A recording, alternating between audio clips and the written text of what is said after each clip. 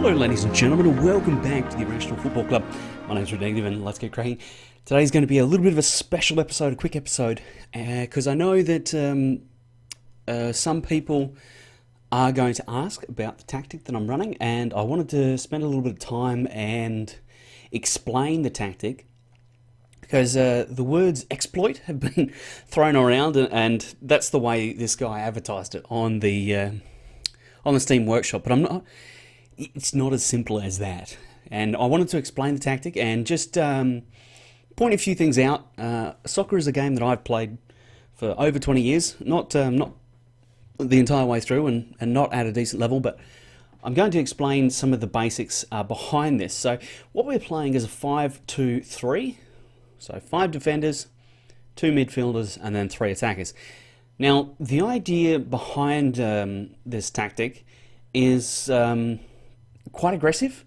It moves the ball very, very fast, and we're using some tactical ideas that are actually very common in soccer in the real world. So when I think about an exploit, I think about something that is firstly unstoppable, but also secondly bends the rules of reality a little bit.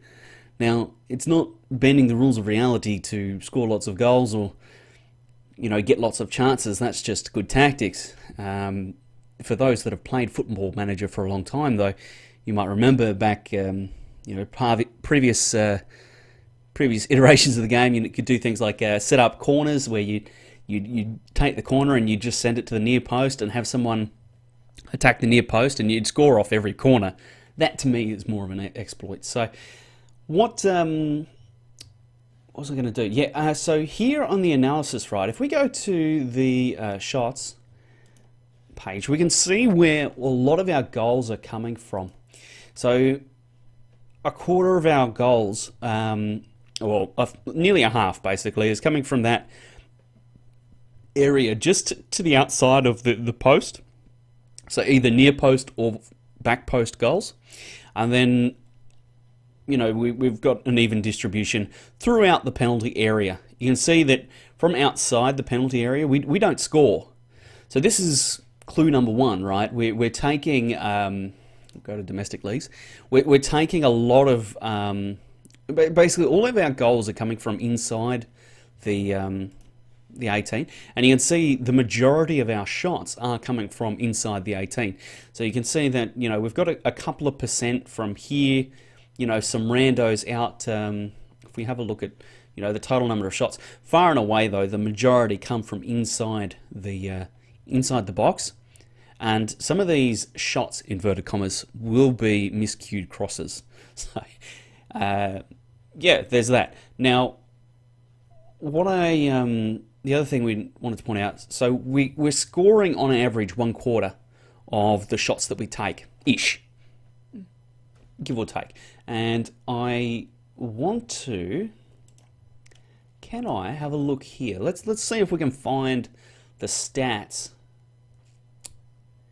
Team overview. Can we have like shots? Team detailed? Shots to goals? Is that somewhere? Average possession, form, games in a row, scored in a row. Attacking, here we go, goals. So Welling is a good example. They've got 18 goals. So we'll just see if we can find shots.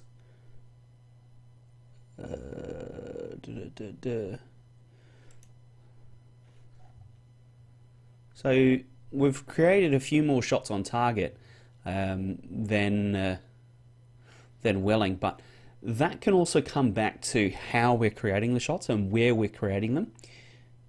This is really not giving me what I want though. I just want like shots in total shots.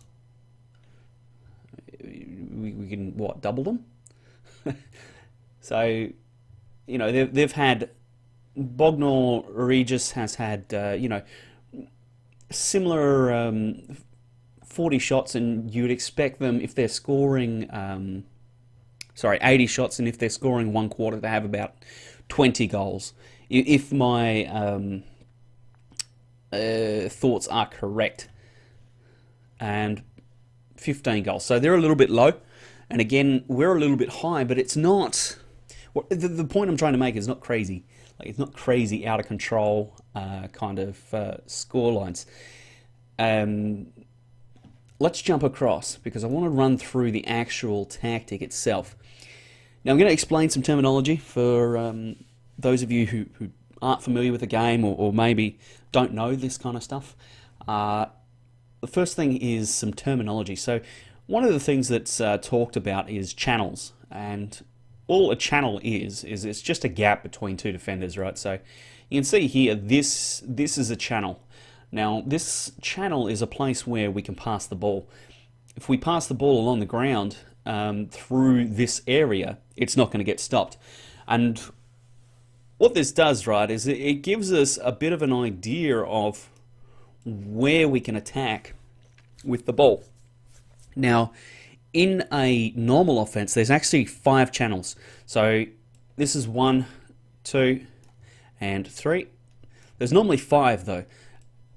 So on the outside of both of the fullbacks, so the outside defenders. So number 4 here, and then number 5 down here. Now, what we're doing though with our tactic is we're keeping things very, very narrow.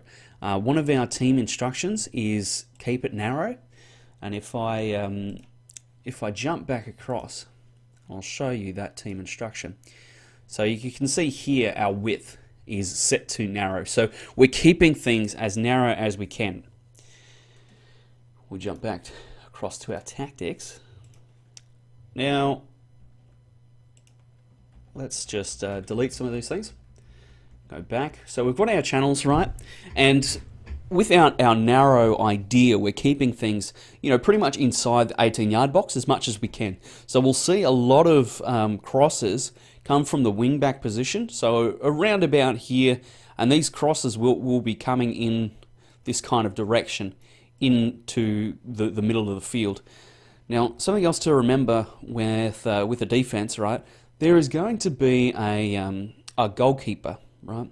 So the goalkeeper is going to be able to cover, some sort of area, and he's going to come out and, intercept any ball that's played too far in front of one of our receivers or one of our attackers. So there's some limited areas that we can attack, and what is happening is we are focusing our attack basically on these outside 2 channels. So here and here into these 2 spaces. So these 2 spaces next to the goal is where a lot of our attacks are being focused.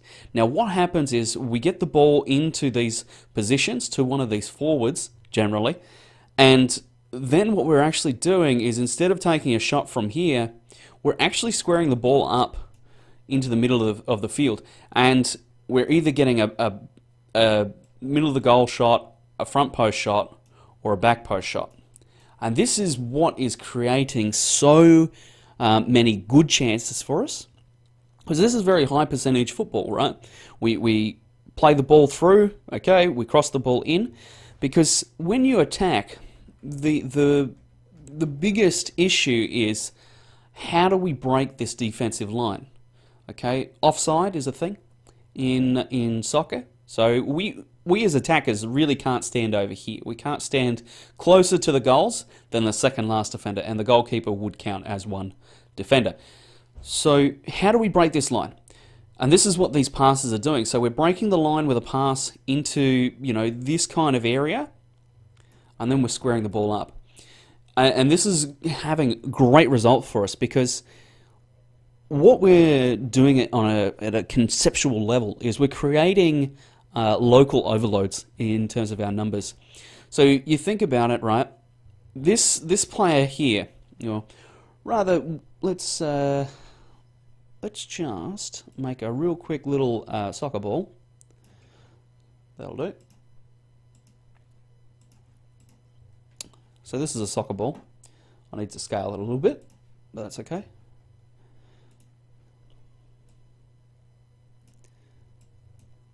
Let's go. Alright. Need to put that on a layer. Okay, so this is a soccer ball, right? Now, if we have... Oh, I don't know why that's left a shadow. Anyway. And I've completely lost my train of thought. Ah, the ball. Okay, I know where we're at, right? So, when we're playing defense, right, the defender always wants to keep the ball in front of... The defender always wants to be in between the ball and the goals. That's what I'm trying to say, right? So the ball's here, this defender wants to be here. But you always want to be in between the ball and the goal when you're playing defense. Now you'll notice, right, that when this ball is played into this dangerous spot here, you'll notice this defender, okay, to get back into a good position, he needs to run from his current location. Hold on. I've got the wrong layer on. Yeah, he needs to run from his current position all the way back here. So what this is doing is by attacking this near side channel, we're effectively removing this outside back from the play. The next thing is that this guy, right, when he makes this run into this dangerous spot, it needs to be respected by this defender. So what happens is, because this defender's best placed, he's going to track back and try and get in between the ball and the goals. Okay, this guy is effectively removed from the play. He'll do his best, right, to track back and get some pressure on, but he's effectively out of the play. Now, what happens over here? Well, this left back, the right back rather, he is in a similar position, right? He needs to stay a little bit wider to respect any kind of width that we're providing through our wing backs. And as our attacking players are crashing the post, we end up with this situation, right? This guy's coming to the ball. We've effectively got a 2-on-1. And this is really what makes this tactic hard to cover, because we're seeing a lot of outnumbered defenders and simple short passes over not much distance, right? So say the ball is coming here. If this defender comes to cover, well then the next option is simply this ball here. And this defender is caught in the worst of both worlds. He can't cover both players. Now, generally speaking, this is why things are working so well for us at the moment. You might say, what about the midfield? Well, we're moving too quick. The midfield can't actually get back and cover this setup fast enough to actually have an impact and stop the flow. So that is a little bit about the tactic that we're playing, and a little bit why I'm not sure it's completely an exploit. But I'm open to suggestions. I hope that you've enjoyed this special episode on tactics. I hope you've learnt something. I hope it was a little bit enjoyable, and I'll see you next time.